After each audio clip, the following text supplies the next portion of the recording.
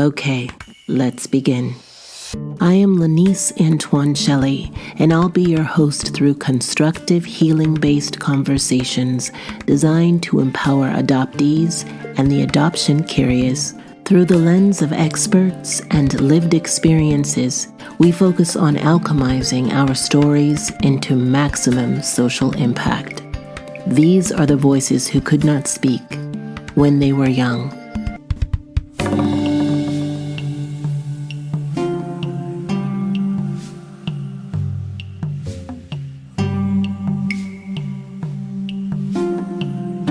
It was really funny actually, because my partner works at Microsoft, and recently, there's diverse equity and inclusion. And we actually woke up to a little news article that said that Microsoft just released the equity part of the diverse equity and inclusion. So they have inclusion, they have diversity, but they don't care about equity anymore. And I'm like, wonder who made that choice. Wow. That is frightening. Yeah. That's really a statement. I was shocked because he's Latin American, and he often talks about, like, there's these specific Slack channels for like people who are like, oh, if you're part of like Latin American community, if you're part of this community. So everybody that's at Microsoft is like in this Slack chat. And he was like, wait, how many of us are in positions of like leadership here? Like, how many of us are actually like in any type of position with power? And it was like less than 7%, if 7. Wow, that made my stomach turn a bit. I was shocked and not shocked at the same time. You know what I mean? It just feels icky. Oh yeah, now it's just nauseating. It just makes you feel ill, because what else is there left to feel at this point? Yeah. Goodness gracious. I was like, come on, babe. It's your sign to leave and start your startup now. I know. Take it as a sign, right? What would they do if they weren't at Microsoft? So he has started a company, like he has the name and everything, called Janus, and it is a app that brings awareness to sexual health. So imagine you're meeting up with somebody for like the first time, and like you kind of don't really want to go through the steps of being like, oh, can you show me your test results of your last STI checkup? You can actually just like scan the QR code and see your partner's results. Or like you can have a barometer of like a check of like, oh, I don't want this person to have like, I want this person to have a minimum checkup within the last 3 months, or I want this person to have a checkup and like test clear of HIV or AIDS or something. Like then you can have that screen and then it'll say pass or fail, essentially. That's incredible. Yeah. He it's kind of on pause right now just because, finances, and he took some time off to work on the app, but now he's back in the job. So now he's thinking about taking some time off again to pursue like taking the app seriously to the next level. And I very much support him in that, because I think sexual health and sexual awareness is not talked about enough nowadays. No, it's not. It's not ever talked about enough. Just sex education in general. And it sounds like something that would be beautifully paired with dating apps, to be honest. Yeah, and he is definitely exploring that idea, because he's also pursuing his master's in business, because he wants to make sure that he's doing everything, like ethically, morally, and he knows like all the parameters of like if he ever wanted to do something with a dating app, or if he wanted to pair up with like maybe local clinics that do health checkups and things like that. So I'm really excited for him. I'm excited for him. That sounds awesome. Wow, that just gets all of the icky stuff out of the way, no pun intended. That was a good pun though. Because people out there in the streets, it's hard to start that conversation as to sexual health, especially with strangers. And it's just rampant out there. What the diseases,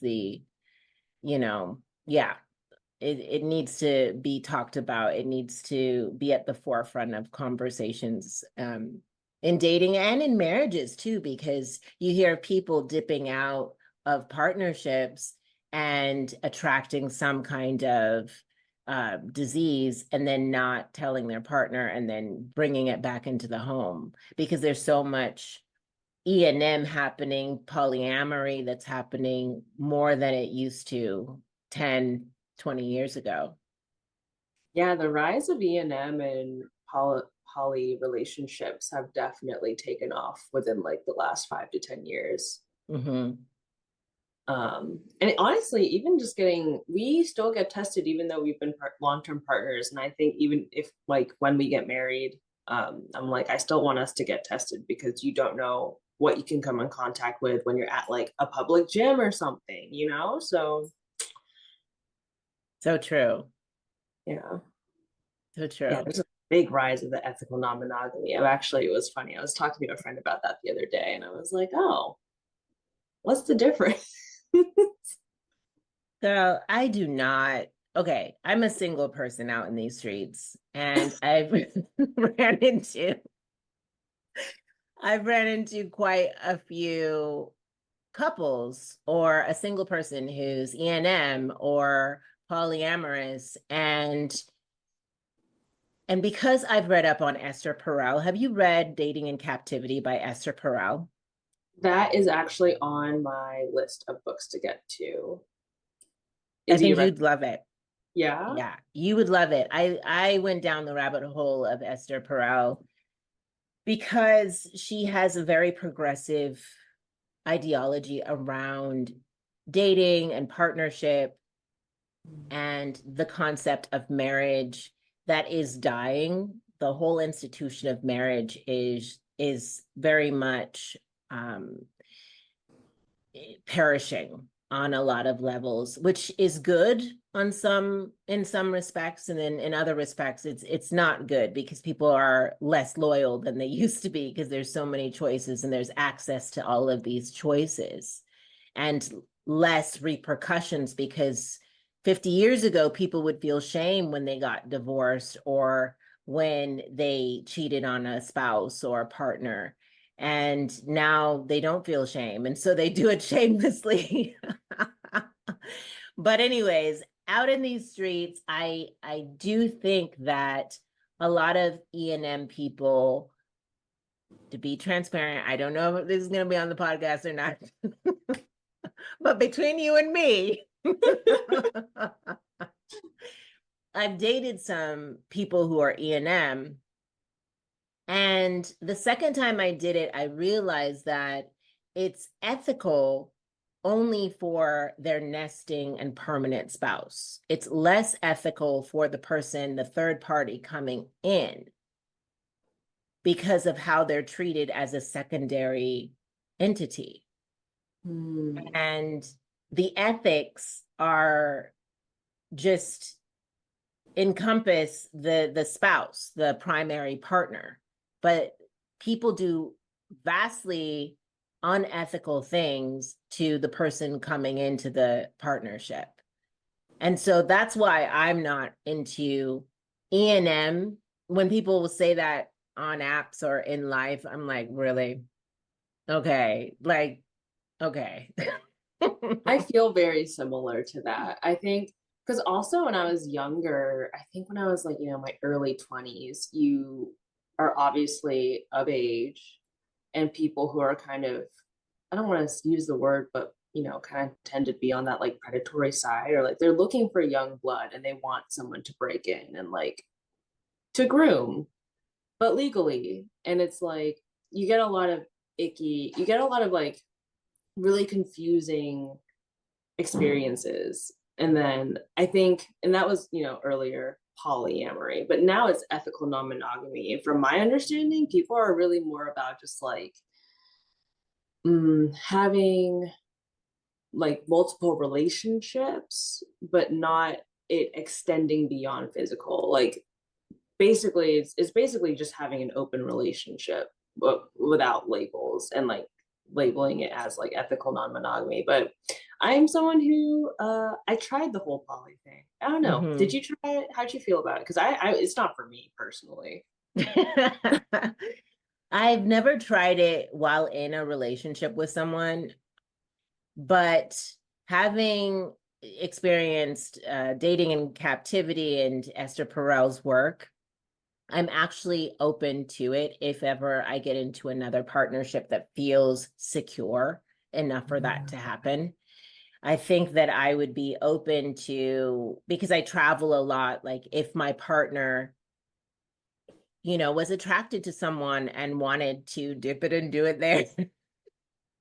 there, I think I would be okay with it if if that dipping and doing wasn't at our house that we shared, and Great rule. that they weren't spending the night together. So that kind of intimacy is avoided.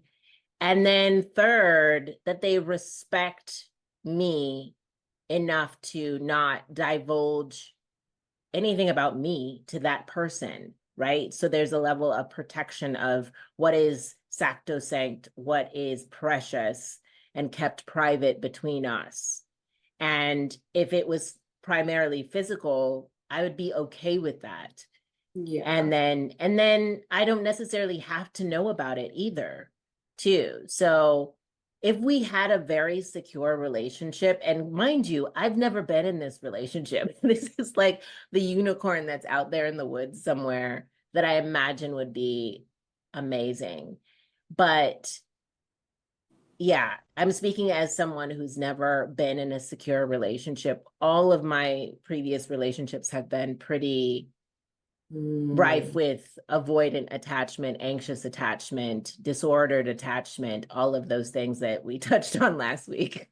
Yeah, no, that makes a lot of sense. And honestly, I haven't read that book, so maybe it would definitely change my perspectives on it or like give me a wider understanding. I do really love the book All About Love by Bell Hooks. Mm, That book really, really opened my eyes to like different types of love and how love that is non-romantic and like in friendships is just so important and so poignant, especially on in an intersectional POC's life. Like I think the love of community is so necessary. So there are times where I do remember back in my, my days, and I was like, oh wow, I do like this, like non like this polyamorous lifestyle. I can have so many people fawning over me, and then I realized, oh, I can see how this could get toxic really fast. yeah. Oh, absolutely. In the wrong hands, it's just mayhem. And I think a lot of people lack the maturity to do it correctly. And Mm. that's my biggest point, because we have a culture globally of possessiveness when it comes to partnership. And this idea of we have to keep us and them and protect this thing so ferociously that we get easily triggered by other people wanting our partner or our partner finding someone else attractive. And if I were to enter into another relationship, I'm not really a jealous person. If you want to go, go, bye. You know what I mean? Lenise, I'm not going to fight for you if you what's don't your see the value in astrology this. sign? I need to know now. I'm a Libra. I'm a Libra. I have 5 Libras, 5 houses with Libras. Oh my God. Good God. What's attaching you to this ground?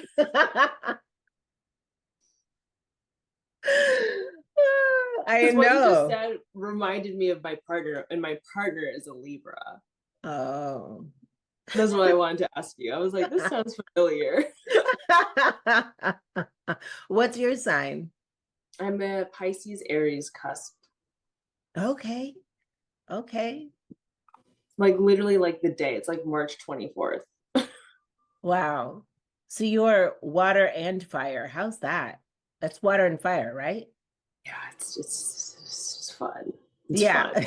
It's a lot of mood shifts there, a lot of Ugh. hot colds. I remember when I was younger, it was like, is this because of my sign or is this because I'm mentally ill right now? I ask myself that question too, to be honest. Like, it's just depends on the time of day. I'm like, whew, what hormone am I riding on now? Oh my goodness. I really have to check myself. I'm like, wait, are we acting out of an emotional space, or is this like a I'm Yeah. like, what's happening? Oh, absolutely. Am I projecting? I just finished a book and I told the other interviewee this as well. I just finished reading Addicted to Drama. And I think everyone should read this, especially adoptees, not because we're addicted to drama necessarily. In the book, it talks about how, on a societal level, everyone is addicted to drama because of everything we consume, the media, the movies, the things that are exciting in any genre has some element of primal, violence and drama to it. So it's not anything to take personally if the book resonates with you, because it should resonate with everyone. But it really allowed me to isolate those moments when I am projecting, and when I do, they call it revving up. And I'll stir the pot a little bit. And I don't think I am, because I'm like, I practice Buddhism and I'm super like witchy and grounded. But then I find myself stirring the pot sometimes, you know? I don't want to put it back to science, but I do think Libras are pot stirrers. I'll say that much. Oh my God, I can't deny it. I think every Libra that I know knows how to stir it a bit. My partner, literally, it'll be like a group of people who'll just like dash something in and then watch fade Yeah. away and watch people argue. And I'm like, Oh my God. I do that too. I'll just drop a little seed, and then just watch it grow within the person. And I'm like, girl, you're using your superpowers for evil. But I definitely want to read that book though. That sounds really helpful. it is. It is. It's so helpful. And I probably will listen to it again. It's on Audible. I listened to it on Audible, and I'll listen to it again because there were some really juicy moments where I was like, is he speaking to me directly? But I can digress with you all day, girl. Okay. Let's get into it. Let's get into it. So I found you on TikTok, and you were talking about, I believe, Megan Thee Stallion. And I loved the makeup that you were wearing. And then I went down the rabbit hole of your profile, and just the things that you were speaking to were so resonant and thoughtful and thought-provoking. I was just like, I have to know this person. And I loved the fact immediately that you have adoptee on your profile as well. So it was a no-brainer when I reached out to have you on this podcast. So thank you for being here. When it comes to your artistry, you're a visual artist. What is your weapon of choice as a visual artist? What medium? Mainly, I describe myself as an interdisciplinary research artist. So the main component of my work that I wish I could list as like a material used is information, but in a tangible sense, a literal sense, my weapon of choice is painting and collage. Okay. And are they usually portraits or abstract? Do you go from one to the other? What kind of art do you create? It definitely, so I describe having like two practices inside of like one person because I feel that I have a side of my practice that's like more expressive and much more personal in one sense because I'm exploring my adoptee my adoptee aspects in life where I even though I'm technically an Asian American adoptee, I still relate a lot to Asian born Asian Americans. I'm connected to my culture, but I still have this being ripped away from my home. So I use the surreal part, the the more imaginative side of my painting practice to like do abstract work. But then with my intersectional social, political, cultural artwork that I definitely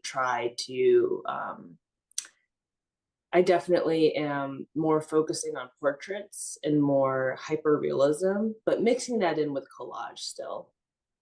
Oh, wow. Yeah, I've seen your pieces and they're beautiful. Thank Do, you. do you have them displayed any exhibitions lined up?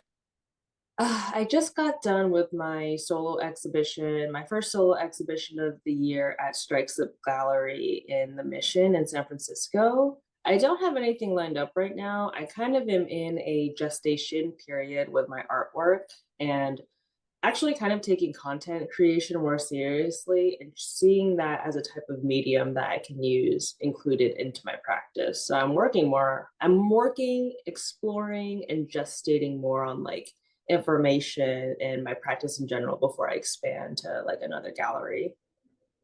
That's awesome. I am a self-taught artist as well, visual artist.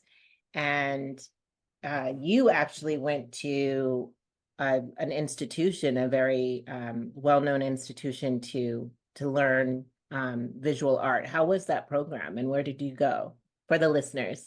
For the listeners, I went to California Institute of the Arts or CalArts.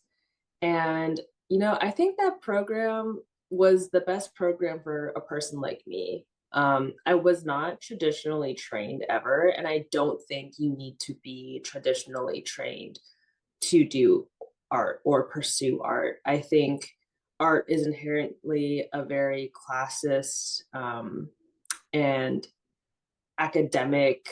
It's been kind of morphed into this form of expression, or what used to be, and now it's more is trying to put into a box. Like there's very much levels in the academia of art itself. So I think it's very classist inherently. So I think me coming in with someone that has no traditional training, I love the program because it focused more on what we call critical studies. So a lot of humanities, a lot of like social, a lot of also just really interesting classes. I think I took one of my favorite classes I remember was called Sex Writing and Pornography, and that class delved into like how sex was demonized and certain writings that were also banned from libraries in the US we were able to read at that school. So I liked it because it didn't stress. We didn't have 6 9 hour studio classes. We had like 6 hour long critiques and we could make whatever we want. And then also while we're critiquing whatever work we're making, we have these really dense classes about learning about what we want to make. And I was interested in sex writing and pornography at the time. That was something that I was really interested in. There was also classes on religion, classes on monsters, and they had these very silly titles, but they're breaking down a lot of topics with nuance. So I loved my school. Do I wish I waited a little bit and had my frontal lobe develop? Yes, but it was great.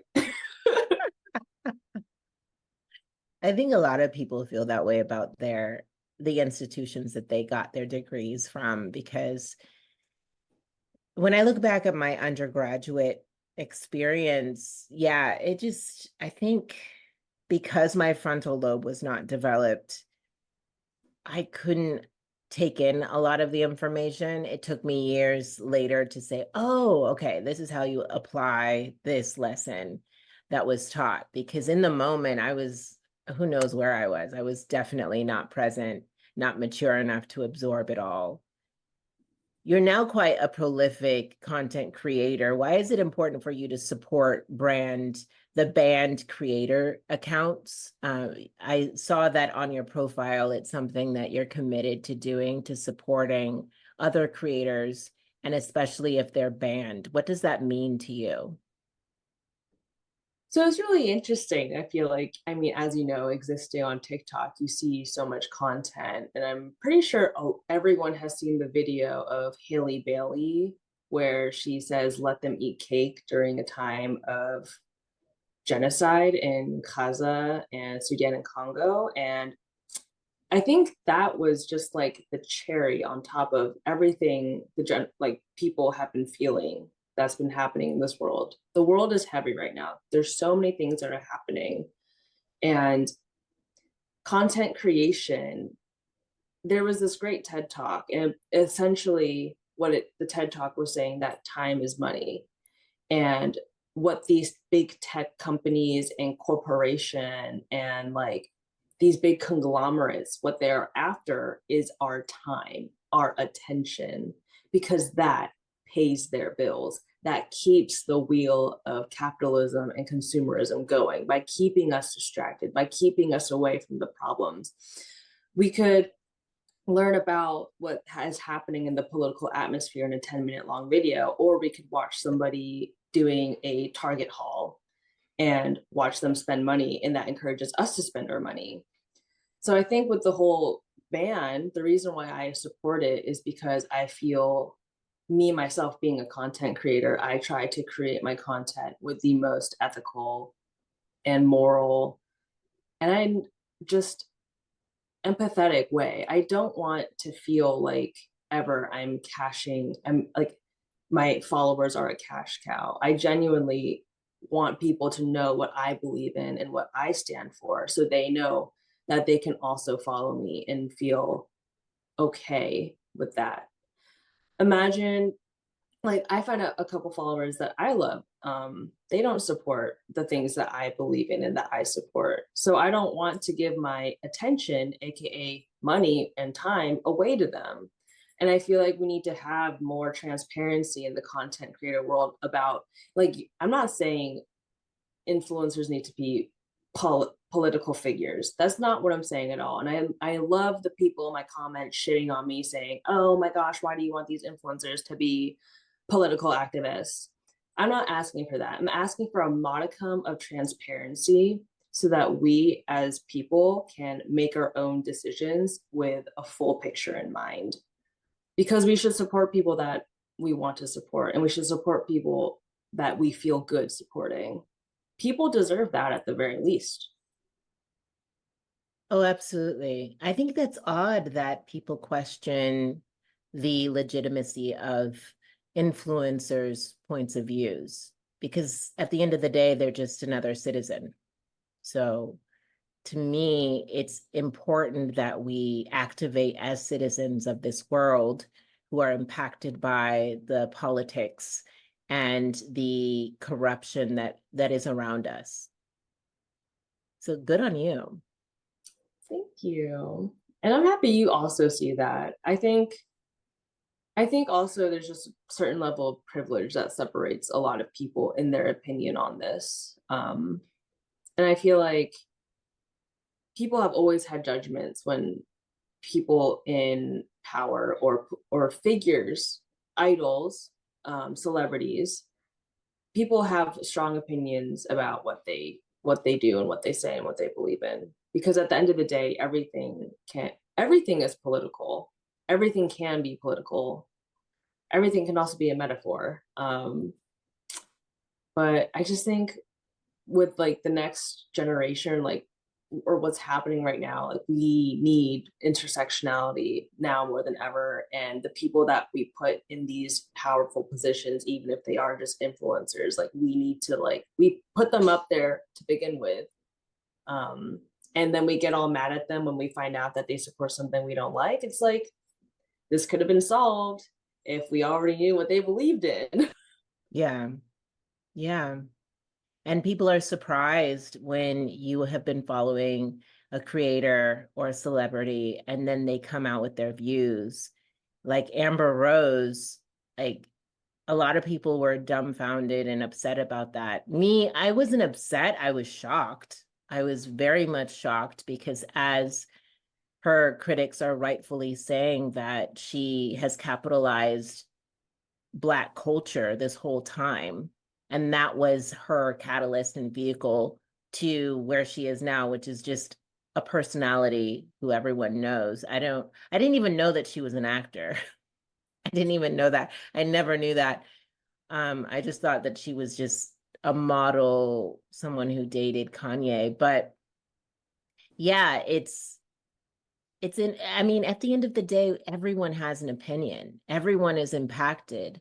And it is essential to choose a side. Now we know, Amber, what your side is. And now we can deal with you appropriately, as opposed to you standing in the shadows, claiming one thing and doing another. I would more likely enjoy you being outright upfront and overt about it, so that I know how to negotiate your existence and mine. Yeah, that video was, I agree with you that I was more shocked as well. And that's a great example that happened more recently too. It's really, and we also have to think about like the political climate, that why this video, or like why that was recorded so recently, and then it just kind of flooded our For You pages and our algorithms. And then Well, Biden dropped out. well, we knew that was coming. I'm like, It had he knows it's time. But with Amber, I mean, there was no way they were going to get an actual Black person. Not to say that she's not, I don't know her heritage to be I don't know her heritage, because I went down a stupid rabbit hole, wasted 15 minutes of my life reading articles as to whether she was Black or not. I don't know. A lot of people are claiming Blackness or not claiming Blackness, depending on the convenience of it all. So I have no say on what she is, but I know for certain that they couldn't have gotten an overtly Black person, a Black woman who was not Stacey Dash, to come out and endorse the Republican campaign at this point. Because if they did, they know that they would have been crucified. They would have been crucified. That PR team is working overtime, let me say that much. They're getting paid. They thought long and hard about that decision. They really did. I mean, I hope that check was good enough, you know? I'm sure she got paid a pretty penny. It's so easy to like get off track with you. You were a homie in the past life, definitely. One of the other reasons why I was so excited to find you as a content creator was because of your makeup. Oh. Which I read a lot of comments complimenting your eye makeup, this gold wisp that you do on your eyes. And as someone who is still on her own makeup journey of like what works, what doesn't for my particular hue, and for just my spirit, my energy, because I love Jackie Aina. I follow her religiously, but I'm never going to do the maintenance of Jackie Aina. You're not going to do that cut crease life. I get it. No, that's not my ministry, but I respect it. And I continue to like gorge myself on her videos. You appear as an actualized Asian adoptee. What was that journey for you? For example, those of us raised by white communities have a longer route to confidence. And some interracial adoptees, such as yourself and myself, oh no, you're not interracial. And I want to talk about that. Your story is so extraordinary. It's difficult because it's like, I know that you had both of your parents were white, but like one of my parents was white and then the other one was Korean. So it's like I'm in between. I get it. It's confusing. But okay, we're going to come back to that because that's a really important point. And we talked about it last week, and it was relevant. And I think that a lot of people will find it informative and resonant to them. But when it comes to confidence, like how did you build that confidence as an adoptee in this world in which a lot of adoptees really struggle with self-confidence, self-actualization and feeling like they can step into this world loving who they are. Yeah, I do think a part of that is my upbringing. I do think a lot of Asian adoptees, and I'm speaking from a very generalized point of view right now, because I was in a very privileged position to at least have I was adopted by family. So my mom knows about Korean culture, and she too also did not like the standards of beauty in Korea itself. Um, but a lot of Asian adoptees, from what I know, they definitely oftentimes get adopted by, white people. And they usually are adopted into like the Midwest or like these very rural areas and are not surrounded by people that look like them. So I feel like even my journey as an Asian American adoptee was a lot shorter than most other adoptee experiences. But I think it really did start with never being I hit that point where I was like, oh, why don't I look like that? Why don't I have that feature? Why can't I look like that? Like all these questions that we kind of ask ourselves about beauty. And then at some point, I just really hit that point of realizing, oh, I'm asking the wrong questions. Why do I think that's beautiful? Why do I want that feature? Why am I always seeing this type of person in magazines, newspapers, movies, TV shows, music videos? What's going on? And I feel like that journey of unpacking beauty started really young, because also Korean culture is like is just as vain as American culture, if not more. Let's be so fucking for real, I remember doing this project actually a couple of years ago where I was comparing. I was like, okay, I feel Korean, I feel American. What are like the similarities? And both countries have high rates of plastic surgery and neurodiversity / mental illness. So I started really unpacking that, and I had to decolonize my mindset about beauty. I had to decenter whiteness. I had to decenter Eurocentric beauty standards. I had to decenter Korean beauty standards. I had to do research as to why Korean beauty standards was the way that they was in the first place. And then I ended up just kind of landing on, I don't want to fall into any beauty standard. I want to just feel pretty. And that's a little bit of American style makeup. That's a little bit Korean style makeup. That's a little being an artist and having that privilege to be able to contour my face and like see shades and colors and be able to determine what goes good with my hue.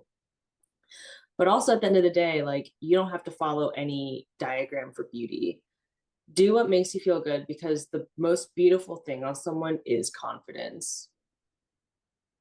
Confidence looks good on everybody and anybody, and if you have that genuine confidence, you shine. And sometimes that's with like a little gold highlight in my inner corner. Sometimes it's more natural look today, like beauty has multiple outlets, which is also what I like. Do you think that the element of confidence comes from the external of what we do outside, or is there an element of internal work as well? Is it those two meeting each other? Oh, Lanice, you know that answer. Come on now. You're setting it up so I can knock him down. I think beauty definitely involves so much internal work, because in the type of culture that we're brought up in America, we're always taught to search externally for any satisfaction. So it's really realizing that you have all the tools inside of yourself to feel that way. And also, like, yeah, if you want to do a little brow plucking and a little lip gloss moment, then the two meet in the middle. I love what you did with your hands too, because it's like they kiss in the middle. The two come together in the middle. I love that answer. And yes, I absolutely did set you up in that. for those of you out there that just needed a little bit more assurance as to the route to confidence and beauty, because I know it's ongoing. I know it's ongoing for me. Growing up, I did not feel beautiful being in an all-white community and having those standards be so unattainable as a little Haitian girl who thought I thought I was fat a good majority of my life. And I still struggle with body dysmorphia, even though I've never been overweight. But in my head, because growing up in a community where women didn't have as many curves as I do, and honestly, I'm not that curvaceous, and as I get older, like I get even more curvaceous, which is weird. I mean, as soon as I turned 30, I feel like my breasts just like blossomed. I'm like, what's happening? My hormones were just screaming to the world, give birth, which was so annoying. I know for that you, you're like annoying, but I'm like, wow, must be nice. it's annoying as like someone who grew up as a dancer who has idolized a certain physique, and the dancer physique isn't curvaceous. And depending on what dance you're focused on, African dance, absolutely, like Latin dance, absolutely. But in the world of classical dance, you don't want to be curvaceous at all. And so it's been a journey for me to build that confidence. And when my friends look at me, they're like, wow, Lenise, and I hate it when people say this, your mom did a good job of really imbuing you with that confidence. And I correct them and I say, no, I built this.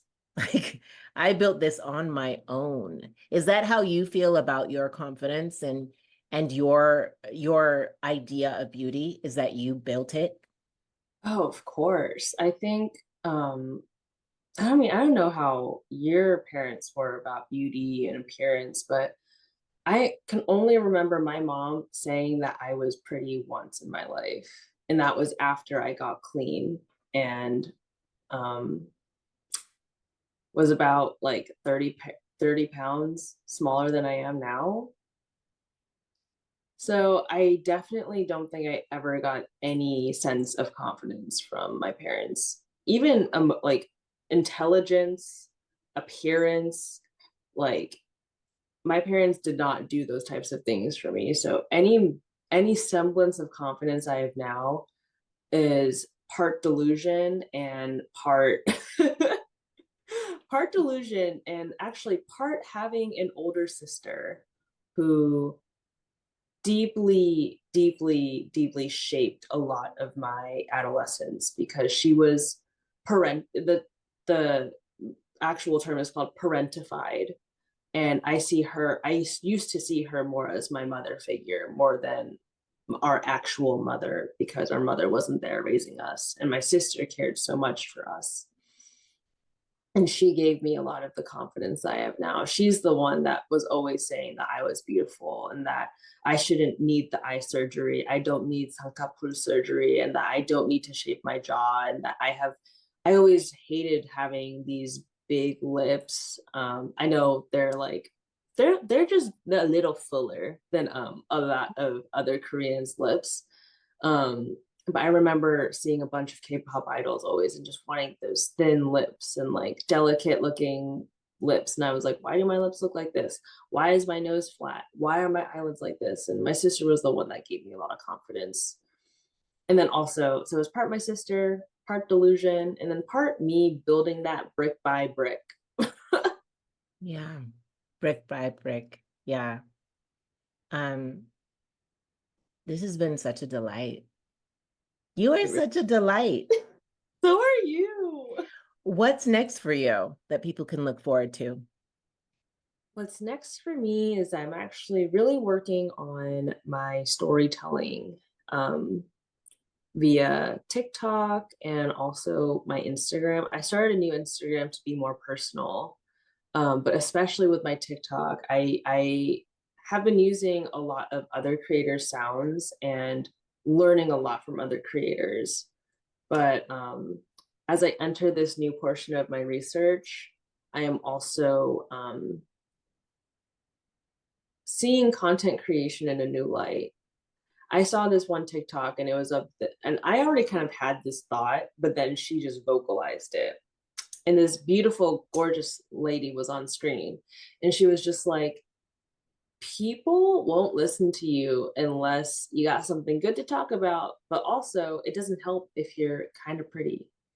So I've entered this new mindset being like, okay, I can have this aestheticized content and like also talk about really serious things. So I'm kind of expanding on that. I feel like you have found me in a stage where I'm like in that change. I'm in like a liminal era of my content creation. So I hope to just kind of like skyrocket and take it to the next level. I'm sure you will. Thank I you, see that in Eunnuri. your future. Thank you. Last week, I asked you a question about identity, and is there a part of your identity that you are proud of, that you believe is something that makes you joyous when you think about it because it's yours? Mm.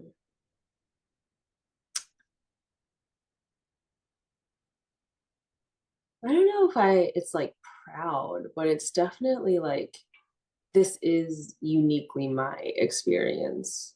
Um, Having like even as an adoptee, I feel like I'm still disconnected from adoptees. And even though I was adopted by family, I have a lot of resentment still because I long for Korea and I wish I was able to grow up there still.